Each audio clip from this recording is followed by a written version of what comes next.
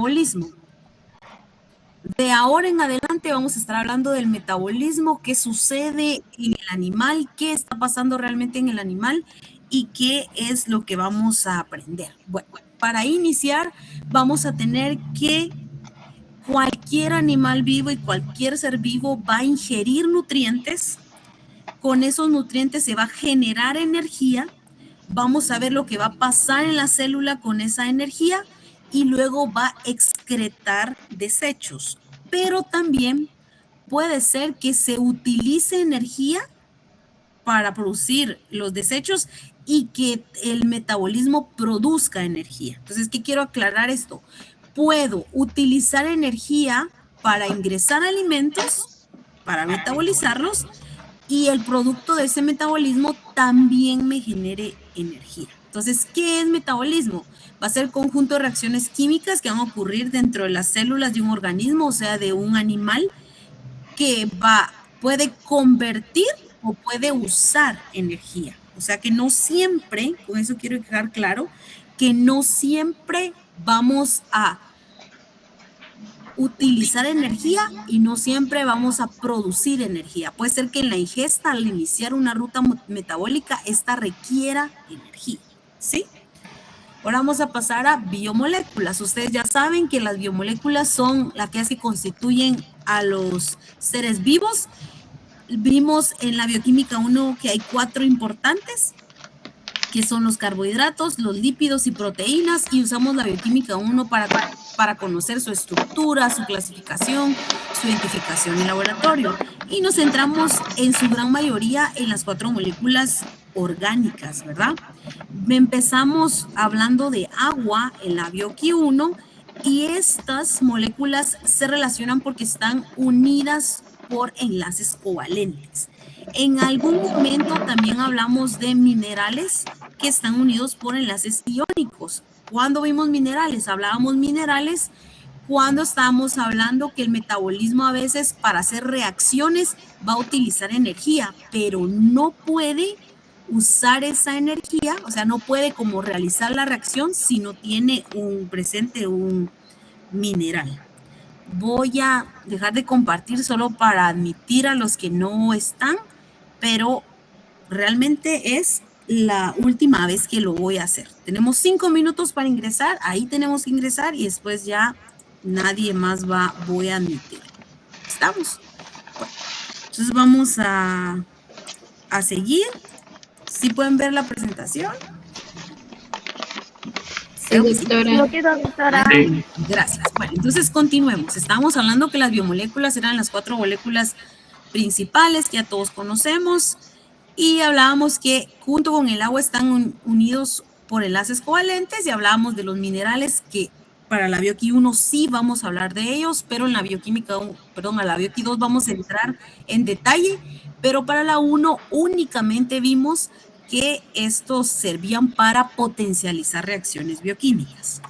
Vamos a hablar de los tipos de enlaces solo como un repaso para que esto quede claro. Tenemos enlaces iónicos. Los enlaces iónicos, vamos a hablar un poco de eso el día de hoy, es cuando se van a unir dos iones solo porque tienen cargas opuestas, ¿verdad? Entonces va a ser un gradiente electroquímico.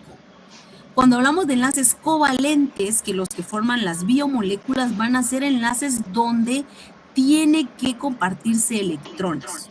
Ahorita que miremos las membranas biológicas, vamos a ver que estas estructuras están unidas entre sí, estas tres, por enlaces covalentes, ¿verdad? O sea, están compartiendo electrones.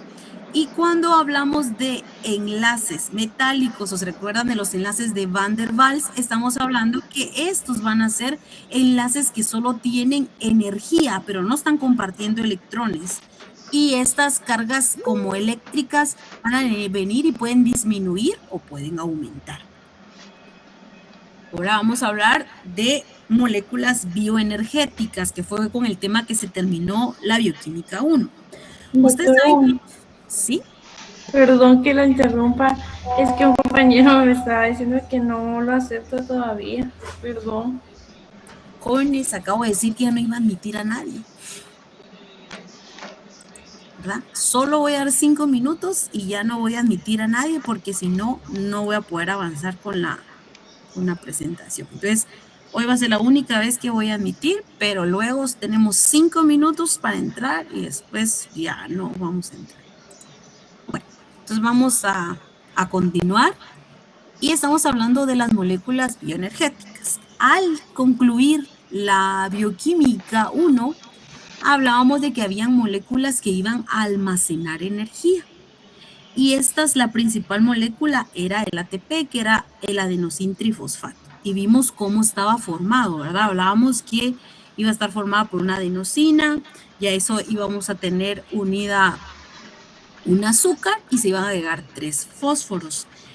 El ATP va a ser la molécula energética que es utilizada como la moneda de cambio entre el organismo. La mayoría de reacciones que vamos a ver a partir de este momento en todas las rutas metabólicas, queremos saber cuánto ATP consume el organismo para hacer esa ruta y cuánto produce el organismo al realizar rutas metabólicas. Aquí hay un pequeño ejemplo. Bueno, miren pues, les voy a explicar lo que dice esta imagen.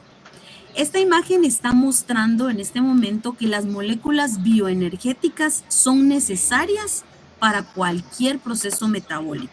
O sea, son necesarias para reacciones que se van a dar dentro del organismo animal. Aquí me dice glucosa. Sí, cuando entra glucosa al organismo, o sea, ustedes ya saben, el animal consume un carbohidrato y eso vino y produjo una glucosa. Esa glucosa nosotros vamos a ver todo lo que sucede para que se convierta en un producto que se llama piruvato. Pero como ustedes pueden ver, de glucosa a piruvato estamos produciendo moléculas energéticas o bioenergéticas. Aquí dice que yo voy a usar 2 NAD, que ustedes saben que es la nicotidamina, adenosinucleótido, ya saben cómo está formado, cómo se forma, que lo uso y me produce 2 ATP. Entonces quiere decir que solo convertir de glucosa a piruvato, yo voy a utilizar 2 moléculas energéticas y voy a producir 2 moléculas energéticas. O sea, quedo aquí como a 0, porque utilicé 2 y produje 2. Pero también está este lado. Dice que ese mismo proceso de convertir glucosa en piruvato, yo voy a producir 2 NAD, que también es una molécula aún más energética que el ATP.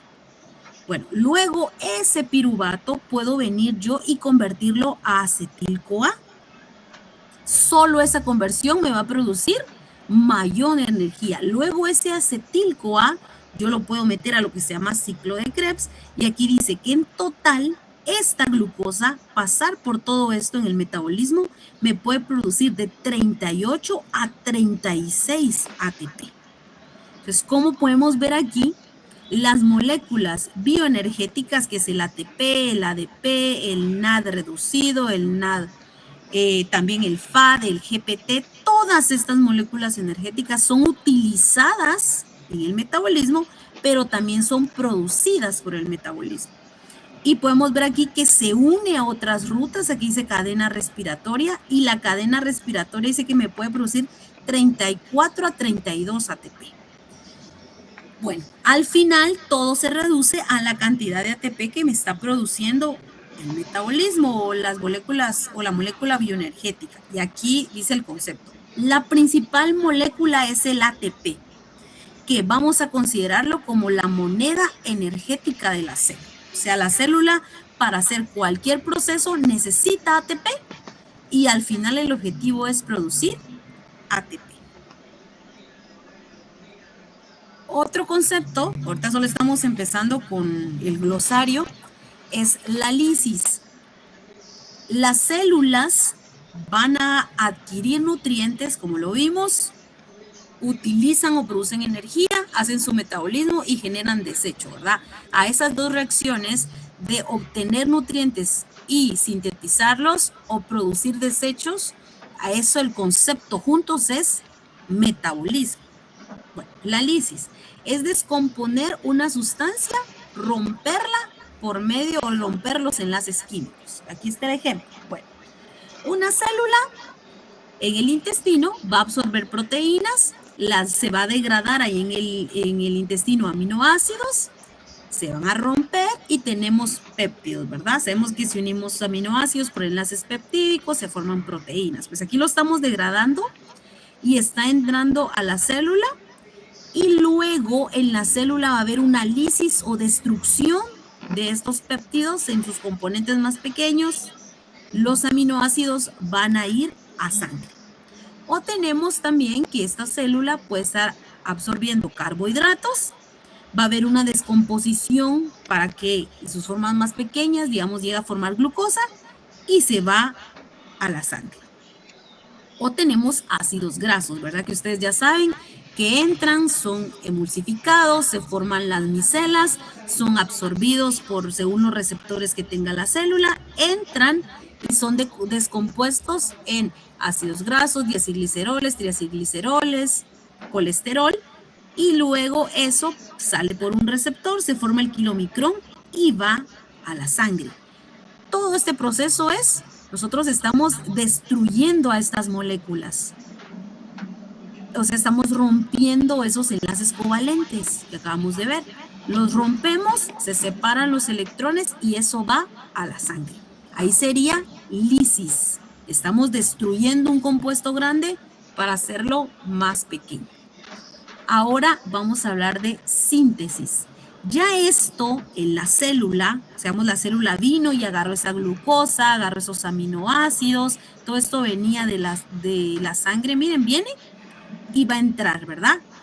Ya dentro de la célula, esos aminoácidos, la glucosa, la galactosa, la fructosa, ya dentro de la célula va a sintetizar lo que necesita. Supongamos que la célula viene y con todos esos aminoácidos que vienen aquí, estos péptidos, lo va a mandar al ribosoma y lo que dice la célula es, con esto que obtuve de esa lisis, necesito formar una proteína de membrana. Entonces se va a ir por todo esto y va a venir y se va a ubicar en la membrana plasmática. Se va a ubicar ahí. Entonces eso sería síntesis. ¿Por qué?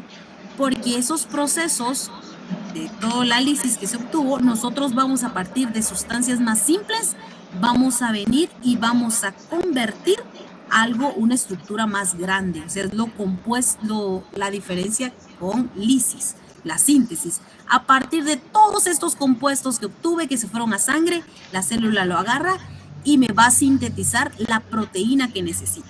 Supongamos que la célula vino y necesitaba fosfolípidos de membrana. Entonces, de estos ácidos grasos que se obtuvieron, van por el kilomicrón, vienen, llegan a tejido adiposo, llegan a las células diana, se obtienen y aquí la célula dice, no, yo estos ácidos grasos necesito formar lípidos de membrana porque la membrana plasmática hay que hacer un cambio. Entonces, se van a ir y se van a ubicar aquí en la membrana plasmática. Entonces, van a ser los procesos donde nosotros vamos a obtener compuestos químicos a partir de sustancias simples y se van a volver sustancias más complejas. Entonces voy a regresar a un concepto que acabo de dar anteriormente, que era metabolismo. Bueno, entonces para el metabolismo quiere decir que aquí en la ingesta se da el proceso de lisis, ¿verdad? Viene y puede ingresar a la célula y la célula puede excretarlo ubicándolo en la membrana plasmática, sacando los residuos al exterior, toxinas, quedándose solo lo que necesita, usarla para su propio metabolismo y aquí se va a producir energía. Tanto energía para descomponer y hacer la lisis como energía para nosotros hacer una síntesis, ¿verdad? Entonces, el conjunto de reacciones químicas que ocurren dentro de la célula, ya sea para convertir lisis o para también usar energía, se conoce como metabolismo. ¿Está todo claro? Si no, pueden preguntar. Esa era la introducción y ahora sí vamos a hablar con el tema de hoy, que es membranas biológicas.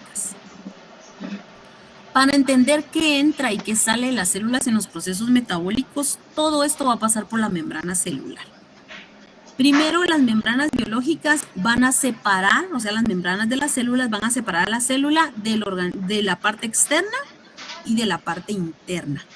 Nosotros llamábamos en la BioQ1 esa parte externa de la célula como el espacio intersticial. O sea, fuera de la célula va a ser el intersticio.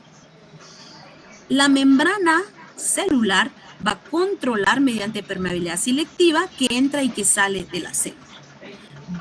O algunas veces los gradientes iónicos van a permitir que entra o que va a salir de la célula, lo cual vamos a ver en un momento, y también algunos van a actuar como mensajeros, o sea, comunicar una célula con otra. Va a regular el envío, la membrana, el envío de sustancias, la salida, el ingreso y también señales químicas y señales eléctricas. O sea que las membranas biológicas es la forma en que la célula se comunica con su exterior o intersticio, se comunica entre otras células o se comunica ella misma. La membrana externa le puede mandar un mensaje a la mitocondria para que active alguna reacción, o le puede mandar un mensaje al retículo endoplasmático para que reactive una reacción. A eso se refiere, que se comunica entre ellos. Y vamos a ver qué es lo que estamos esquematizando aquí. Bueno, entonces la membrana externa va a permitir que la célula se comunique, eso ya lo sabemos. De ahí es donde van a entrar los nutrientes, lípidos, carbohidratos, proteínas, lo que sea que vaya a entrar, tiene que pasar primero la membrana externa y luego se va a dar lo que nosotros conocemos como lisis, descomposición, y empiezan las reacciones bioquímicas. Primero sabemos que las membranas biológicas pueden generar un gradiente iónico y hacer un intercambio. Y aquí podemos ver que aparece ATP, una molécula bioenergética. ¿Qué me está diciendo aquí? Que van a haber ocasiones donde van a llegar nutrientes, o sea que en este caso va a entrar potasio, va a salir sodio, ustedes ya la conocen, la bomba de sodio-potasio, pero dice que esto no se va a dar si no tengo una molécula bioenergética. Ustedes ya saben que esto se conoce como un transporte activo. Pero también nosotros vamos a tener en la membrana que hay selección, en este caso, donde la membrana no va a necesitar de una molécula bioenergética. O sea, aquí no necesitamos energía para realizar una reacción. También la membrana va a tener porciones que van a ser selectivas. ¿Qué voy a permitir que entre y qué no vamos a permitir que entre?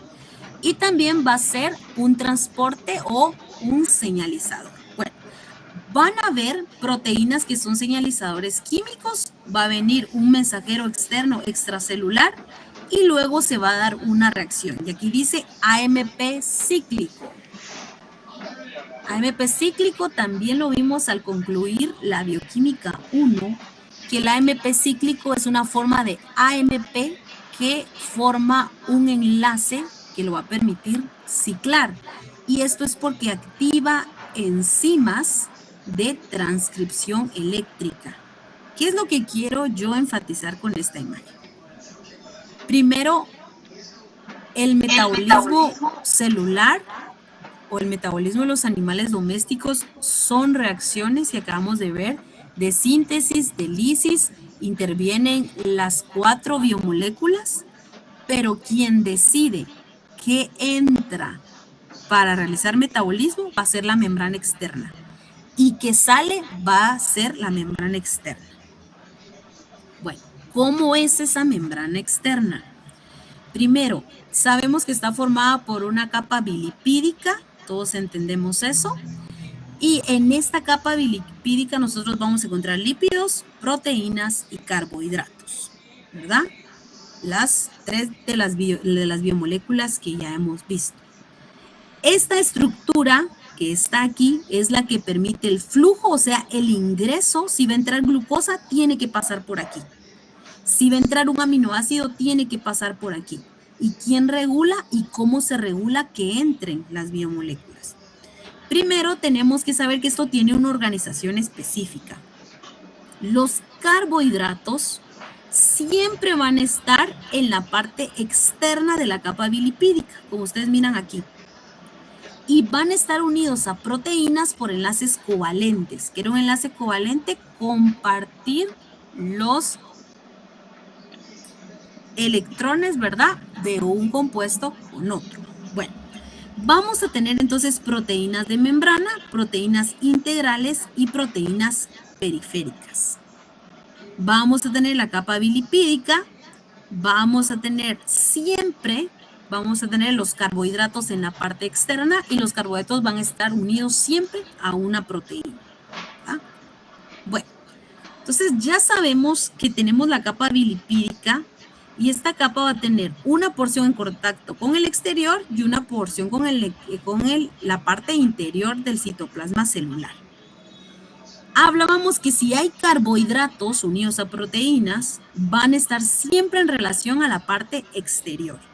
Y los lípidos de las membranas biológicas van a ser el 50% de la membrana, o sea, casi todo va a ser lípido. ¿Y qué lípidos encontramos ahí? Vamos a encontrar fosfolípidos, que ustedes ya los conocen, que son ácidos grasos unidos con fosfato. Y que estos ácidos grasos tienen una cabeza hidrofílica y tienen una cola hidrofóbica, ¿verdad? También vamos a tener glicolípidos, y ya decíamos que si hay aquí un glicolípido, el carbohidrato va a ir hacia afuera, que es la unión de un glúcido, o sea, de un azúcar con un lípido. También vamos a tener colesterol, que en las bacterias no está presente el colesterol. El colesterol es una estructura específica de los animales domésticos. Entonces vamos a tener que esta integración de la membrana lipídica, estas características son los que van a permitir qué va a ingresar y qué va a salir. Hablando de esto, nos tenemos que recordar de cuando hablamos de micelas. Decíamos que las micelas, ¿verdad?, era una característica de los lípidos que los hacía anfipáticos. O sea, que podían estar en contacto con grasas o en contacto con agua. ¿Por qué? Porque hay células que van a estar en un ambiente que es totalmente grasa, lípidos. Entonces nosotros sabemos que entonces la célula va a tener las colas hacia afuera y la cabeza hacia adentro. Pero si la célula está en líquido, como hablando de un glóbulo rojo que está en el citoplasma, nosotros sabemos que ese glóbulo rojo va a tener esta característica, que la cabeza va a estar hacia afuera, ¿verdad? Y las colas van a estar unidas entre sí. Pasemos entonces a esto. Seguimos con lípidos de membrana. Ya sabemos que los lípidos de la membrana van a estar formados por ácidos grasos, colesterol y también por lípidos que están unidos a glúcidos. Tenemos que los fosfolípidos más comunes o principales que están en la membrana externa van a ser fosfatidilcerina, fosfatidiletoanolamina y fosfatidilcolina. Bueno, entonces estos van a estar formados, como ustedes ya conocen, por una colina, una etanolamina o una serina unida a un fosfato y va a estar unido a un diacilglicerol o monoacilglicerol, ¿verdad? Esto ya lo vimos en la bioquímica 1. En la lámina interna y externa de la capa lipídica está de la siguiente manera. En la lámina externa vamos a encontrar casi siempre fosfatidilcolina y y esfingomielina, o sea, aquí. Yo decía que aquí podíamos encontrar siempre en la parte externa van a estar los carbohidratos. O sea que si nosotros tenemos un ácido graso, una proteína unida a un glúcido, va a estar en la parte externa.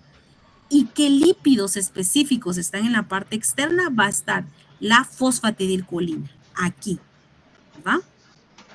La esfingomielina, que estamos hablando de los esfingofosfolípidos, también va a estar en esta parte externa. Ahora, en la parte interna de la capa bilipídica, nosotros vamos a tener fosfatidilcerina y fosfatidiletoanolamina. Entonces, quiero que eso quede claro. ¿Quién está en qué ubicación? ¿Qué es lo que estamos mostrando aquí? Bueno, entonces tenemos una célula. Sabemos que esa célula va a hacer procesos metabólicos que van a producir energía, que en su mayoría es en forma de ATP. También puede ser en NAD, FAD, GAD y también AMP cíclico. Pero esta célula puede requerir energía para hacer procesos metabólicos y puede también producir energía en esos procesos metabólicos, si sean procesos de síntesis y procesos de lisis. Creo que todos estamos ahí claros. Cualquier molécula que quiera entrar aquí para alimentar esta célula, ya sea un carbohidrato, un aminoácido, un lípido, para poder entrar debe pasar primero esta capa bilipídica. Esta capa bilipídica tiene una forma específica. Primero tiene proteínas aquí de transporte, ¿verdad? Va a tener glúcidos unidos a proteínas o unidos a lípidos que siempre van a estar en la parte externa de la membrana bilipídica. En esta membrana siempre voy a encontrar fosfatidilcolina en la parte externa, ¿verdad? Aquí. Y también esfingomielina, que son los que van a estar en esta parte. Y lo que ustedes observan de color negro ahí es colesterol esterificado. En la membrana interna vamos a tener el cambio de lípidos que no van a ser los mismos. En la membrana interna nosotros vamos a tener sobre todo fosfatidil-etanolamina y fosfatidilserina, ¿verdad? Eso sería la conclusión de lo que acabamos de ver hace un momento.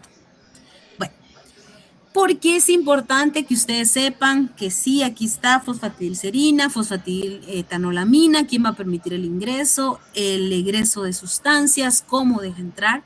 Es porque esta distribución celular va a permitir la carga de la célula, porque sabemos que ahí se dan gradientes electroquímicos. Primero, la fosfatidilserina, no para que cuando sea la muerte celular, es porque la fosfatidilserina ya no está restringida a la membrana interna, a la membrana plasmática. ¿Por qué? Porque nosotros decíamos que la fosfatidilserina estaba aquí y iba a tener un gradiente negativo, iba a estar hasta la parte interna de la célula. Cuando nosotros tenemos que la fosfatidilserina, que tiene carga negativa, se diferencia de la fosfatidilcolina que no tiene carga, que está aquí. Entonces, ¿qué va a pasar?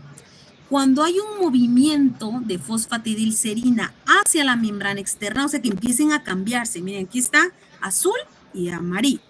Cuando empieza a cambiarse, y ustedes pueden ver que los fosfolípidos amarillos están subiendo a la parte externa,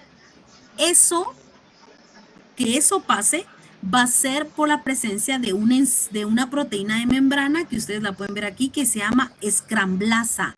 O sea, va a venir y va a cambiar la ubicación de los fosfolípidos. Ese cambio de la ubicación activa una célula que se llama macrófago y le dice a esta célula que le dice al macrófago que hay que destruir la célula. ¿Cómo se regula entonces la muerte celular programada o apoptosis? Se va a regular porque la escramblasa empieza a cambiar de lugar a los fosfolípidos. Ellos no tienen que cambiar de lugar, tienen que tener, como dijimos, su lugar específico. Si aquí es fosfatidilcolina, ahí tiene que estar. Si aquí es fosfatidilserina, aquí tiene que estar. Si sucede un cambio de ellos dos, sabemos que va a entrar una proteína y eso quiere decir que esta célula tiene que morir y haber un intercambio celular. ¿Por qué? Porque todos los tejidos tienen que renovarse, todas las células tienen que renovarse. Ese cambio de ubicación va a activar a los macrófagos y el macrófago activado va a venir y se va a comer esta célula y la va a destruir. ¿Hasta este momento está todo claro? ¿O alguien tiene alguna duda? Sí, doctora. Muy bien, adelante. ¿No hay dudas? ¿No? Bueno, una persona dijo que todo estaba claro de los casi 90 que habemos.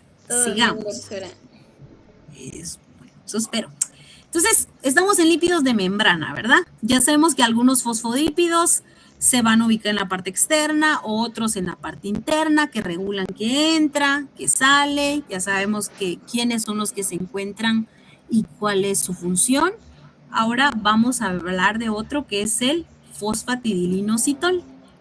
Este también ya lo vimos y el fosfatidilinositol, a diferencia de los anteriores, no tiene que ver con la ubicación, porque decíamos que las membranas van a permitir el ingreso y el salido de las sustancias. También, como ustedes pueden ver, las membranas biológicas sirven para saber el tiempo de vida de la célula, pero también la membrana biológica va a servir para la señalización celular, que fue otra de las características que acabamos de ver.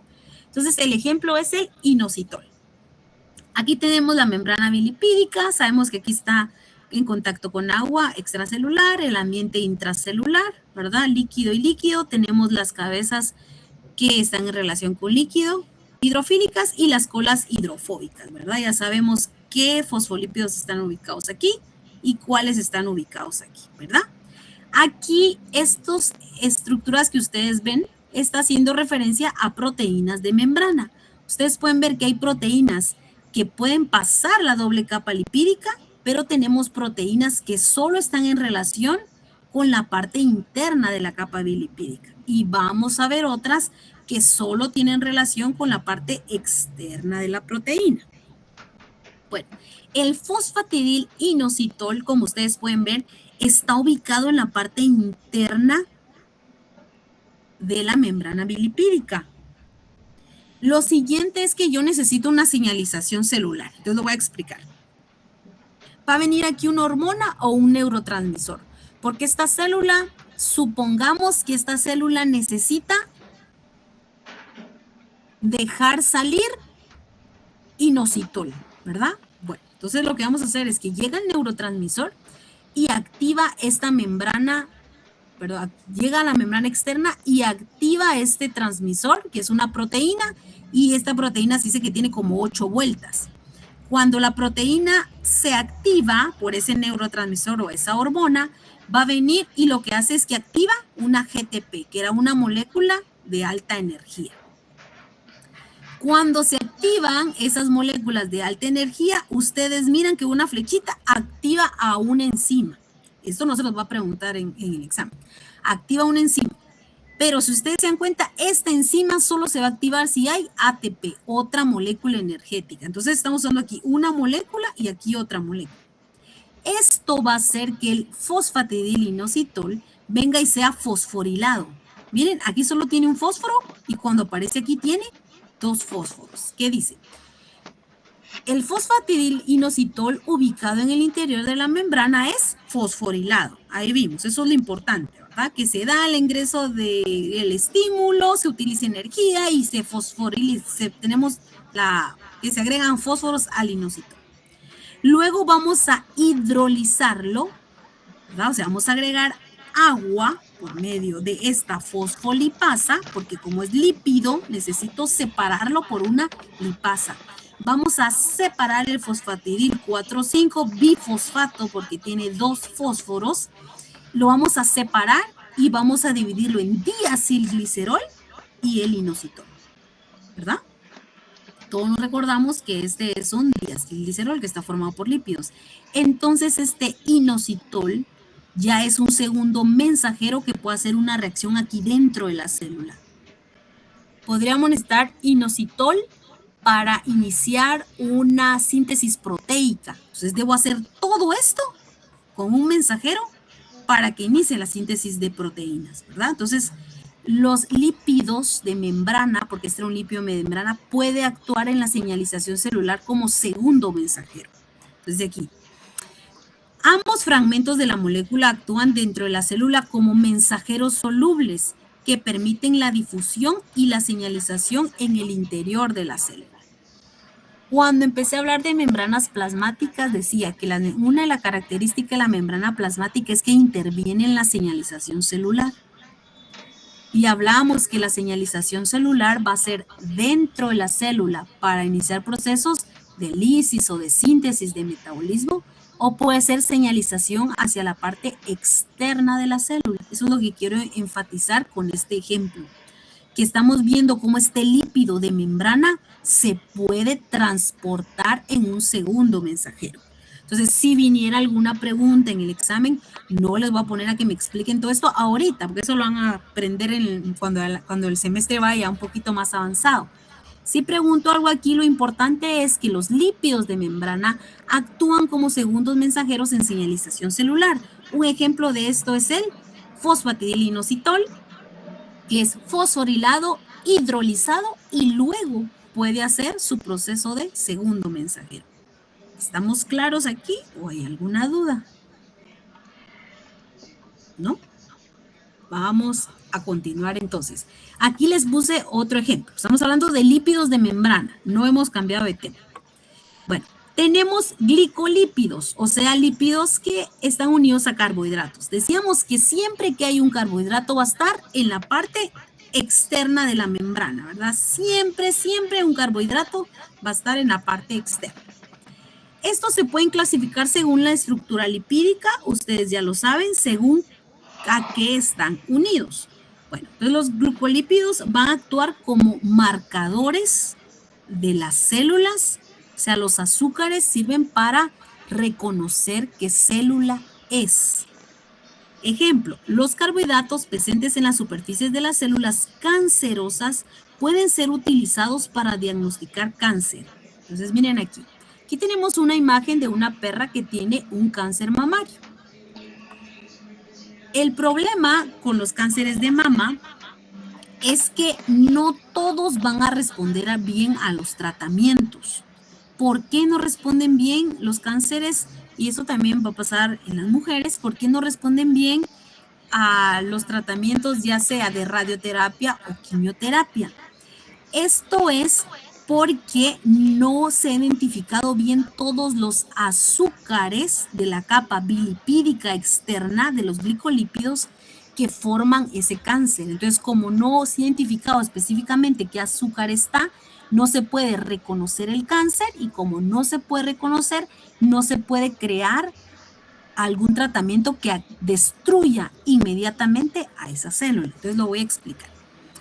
Las técnicas que se están creando ahorita es que nosotros queremos cambiar al azúcar, ¿verdad?, que está formando esa célula cancerosa. Entonces, aquí tenemos la célula, ¿verdad? Y esta célula en su capa bilipídica va a tener ahí glicolípidos con ciertos azúcares.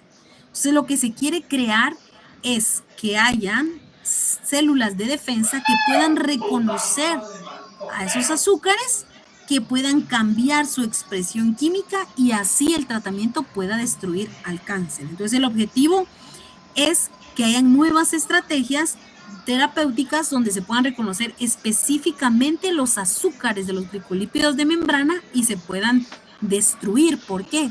Porque hablábamos que los glicolípidos sirven para identificar a la célula. O sea, voy a regresar a una de las imágenes que iniciamos. Supongamos aquí está un carbohidrato, ¿verdad? Un azúcar. Y supongamos que aquí cabal está unido a un lípido, ¿verdad? Entonces, lo que sucede es que aquí viene una célula de defensa, llega, toca esta capa bilipídica y puede reconocer la estructura química y dice, no, esta célula es de nosotros, no la va a destruir. El problema es que eso pasa con el cáncer de mama. Llega la célula y como es una célula cancerosa normal del organismo, expresa bien los azúcares, llega la célula de defensa, la reconoce y dice, no, este glicolípido es normal. Y las células cancerosas siguen multiplicándose. Entonces, la terapia va enfocada a poder alterar esos glicolípidos y que las células de defensa sí puedan destruir el cáncer. ¿Por qué pongo este ejemplo? Porque estoy hablando de que los lípidos de membrana sirven para señalización celular, para regular la apoptosis, para un transporte dentro de la célula y sirven para la identificación celular. Entonces, los glicolípidos sirven para reconocer y que sepamos qué célula es. Entonces, los glicolípidos sirven como marcadores celulares. Y nosotros vimos ya estos glicolípidos que eran los cerebrócidos y los gangliósidos. Y sabemos que los cerebrócidos eran abundantes en el tejido, en el sistema nervioso, que iban a producir la mielina que recubre a los nervios y estaban formados por una galactosa y una glucosa unida a una ceramida. Y se diferenciaba del gangliósido porque los gangliósidos iban a tener, para empezar, disacáridos o trisacáridos y iban a tener residuos de ácido ciánico. Eso es totalmente de la bioquímica 1. Bueno, ahora vamos a hablar del colesterol. Al iniciar decíamos que las membranas están formadas, las membranas externas iban a estar formadas de lípidos, carbohidratos y colesterol, ¿verdad? Empezamos diciendo que la capa bilipídica iba a estar formada sobre todo de fosfatidilcolina, fosfatidilserina, fosfatidiletanolamina y esfingosina, ¿verdad? Y hablamos de la ubicación de cada una de estas y cómo permitían o daban la selectividad que podía entrar o no la célula. Luego pasamos a hablar de los glicolípidos que iban a ser marcadores de reconocimiento celular. También estuvimos hablando que algunos de estos lípidos de membrana, como el fosfatidilinositol, iban a servir como segundos mensajeros de señalización celular. Lo que nos hace falta es el colesterol.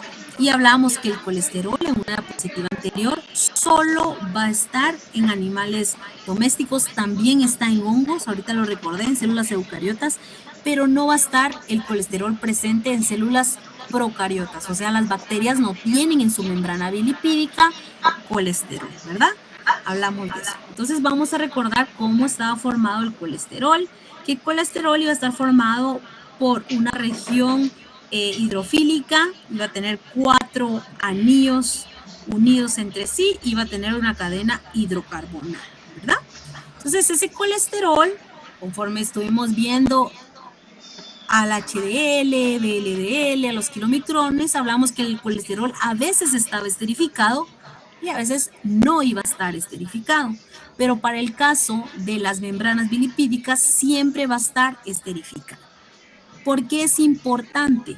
Primero, porque el colesterol sirve para amortiguar la fluidez de la célula. Entonces ustedes ven aquí, ¿verdad? La capa bilipídica, hacemos cómo está formada, sus funciones. ¿Qué pasa cuando hay muy bajas temperaturas? O sea, que un animal está sometido a baja temperatura. Entonces va a venir, las moléculas de colesterol se van a interponer en cadenas, van a evitar que se acerquen mucho los lípidos y que no formen interacciones de Van der Waals. ¿Se recuerdan que cuando hablábamos de ácidos grasos que iban a formar diacilgliceroles o triacilgliceroles, una característica es que los ácidos grasos o triacilgliceroles tienen pocas interacciones de Van der Waals, tienen bajas. No puede haber una gran interacción porque si no se va a volver dura la membrana celular. Entonces, ante bajas temperaturas, la función del colesterol es evitar que se formen interacciones de Van der Waals, evitar que la membrana lipídica se ponga dura. Ahora, al revés, a temperaturas elevadas. ¿Por qué es importante esto? Porque cuando un paciente tenga fiebre, se va a elevar la temperatura y las células no pueden destruirse, porque si no el animal se va a morir. Entonces, cuando empieza a haber fiebre, el colesterol tiene la función siguiente. Cuando tengamos temperaturas elevadas, el colesterol va a venir y no va a dejar que haya movimiento de la célula. O sea, va a disminuir la fluidez. Porque lo que va a suceder es que la célula, al darse cuenta que tiene alta temperatura interna, va a querer dejar entrar líquido. Y si entra líquido, la célula va a estallar. Entonces, lo que va a hacer el colesterol es que va a impedir ese flujo de membrana, que no entre más agua de la que tiene que entrar o sustancias de las que tienen que entrar y va a mantener esas características, ¿verdad? Bueno, entonces con esto terminamos lo que son lípidos. Entonces ya podríamos decir que los lípidos son estructuras internas y externas con ubicaciones específicas, que los lípidos sirven para señalización celular, que los lípidos también sirven como segundos mensajeros internos y externos de la célula, y que los lípidos intervienen en el proceso de apoptosis o muerte celular. Y para terminar, los lípidos intervienen en mantener y amortiguar la fluidez de la célula ante bajas y altas temperaturas, ¿verdad? Pasamos entonces a proteínas. Jóvenes, creo que ya es hora de terminar, ¿verdad? Bueno, entonces, no sé si alguien tiene dudas aquí antes de empezar con proteínas. ¿No? No, doctora. ¿Seguros? Por el momento no, doctora. Por el momento no. Bueno, el día jueves vamos a... Creo que alguien sí tiene duda, abra su micrófono. ¿Y podría volver a explicar cómo el colesterol restringe la fluidez de membrana? Bueno, sí. La fluidez de membrana tiene que ver con la temperatura a la que esté la célula o el paciente o el animal, ¿verdad? Si está a temperaturas bajas, lo que hace es que no va a permitir que se unan los fosfolípidos, porque ante baja temperatura la célula va a disminuir de tamaño. Entonces como que los fosfolípidos van a venir y van a querer empezarse a unir entre ellos. O sea, la fosfatilcolina, serina, van a empezar a unirse y van a aumentar las interacciones, o sea que va a aumentar el gradiente electroquímico. Eso no puede pasar porque la membrana se va a volver dura y se va a destruir. Lo que va a hacer el colesterol es que va a evitar que se formen esas interacciones. Ahora, al revés, cuando nosotros tengamos que está subiendo la temperatura corporal del paciente, van a hacer lo contrario el colesterol. El colesterol lo que va a hacer en este momento es que va a venir y va a evitar los movimientos, que no se muevan. En unos como que se están acoplando mucho y en esos como que se están separando. Se está separando para dejar entrar agua. Entonces, lo que va a hacer el colesterol es que en este caso va a hacer que las interacciones se unan más y así no pueda entrar agua, porque si no la célula se va a destruir. Entonces en uno viene y no deja que se formen las interacciones y en este caso no va a dejar que se separen las interacciones de Van der Waals. Entonces así lo va a amortiguar. Esa es la función del colesterol. Su función hablando de estructura, ¿verdad? De estructura de membrana celular. No sé si ahí quedó claro. Sí, muchas gracias. Bueno, no sé si alguien más tiene otra duda. Adelante. Doctora, yo me confundí más ahorita con esta explicación. Bueno, el colesterol. Que el colesterol sí hay. Entonces, sí hay solo para ver si quedó claro, cuando la temperatura está elevada, se unen más cuando la... Fíjate que no te oí muy bien, pero cuando la temperatura está elevada, no queremos que entre agua, porque si entra agua es como un globo, la célula se va a romper. Entonces, cuando hay calor, digamos, el paciente tiene fiebre, la misma célula internamente va a reconocer esa temperatura elevada y va a querer dejar entrar agua. Y el colesterol no lo va a permitir. ¿Por qué? Porque si no, todas las células del organismo se van a destruir. Entonces, el colesterol lo que va a hacer es que no va a permitir ese movimiento de las cadenas de los ácidos grasos, sino lo que va a hacer es que va a disminuir, o sea, va a querer cerrarlas y que no haya flujo de agua. Entonces, va a restringir el movimiento. ¿Cómo lo va a restringir? Lo va a restringir por medio de mantener el gradiente electroquímico, mantener la energía. ¿Y quién me da el gradiente electroquímico ahí? Me lo dan las interacciones de Van der Waals. Que se mantengan tal y como están, no que aumenten ni que disminuyan, sino que se mantengan. Eso es cuando tengo temperaturas elevadas. No sé si ahí está claro. Sí, y cuando hay temperaturas frías. Cuando hay temperaturas frías, lo que va a hacer es que no va a dejar entrar agua ni nada, no que se quiere poner más dura. Entonces, como se quiere poner más dura, otra vez lo va a hacer a través de gradientes. ¿Y cómo va esa energía a aumentar? Es que va a venir los fosfolípidos, van a querer hacer más interacciones de Van der Waals, o sea, unirse más gradientes. El colesterol tampoco lo va a permitir y va a hacer que las interacciones se queden tal cual están, ¿verdad? Así como están, ¿verdad? En ambos, tal vez van a enfatizar, en ambos queremos que las interacciones se queden como, o sea, no se alteren. Pero solo cuando hay elevada temperatura es que va a querer fluir agua y el colesterol no va a dejar que esa agua entre. Eso es el objetivo, mantener la estabilidad. ¿Sí? No sé si... Ya me quedó claro. Bueno, eso tiene que ver también cuando nosotros vamos a poner un suero, ¿verdad?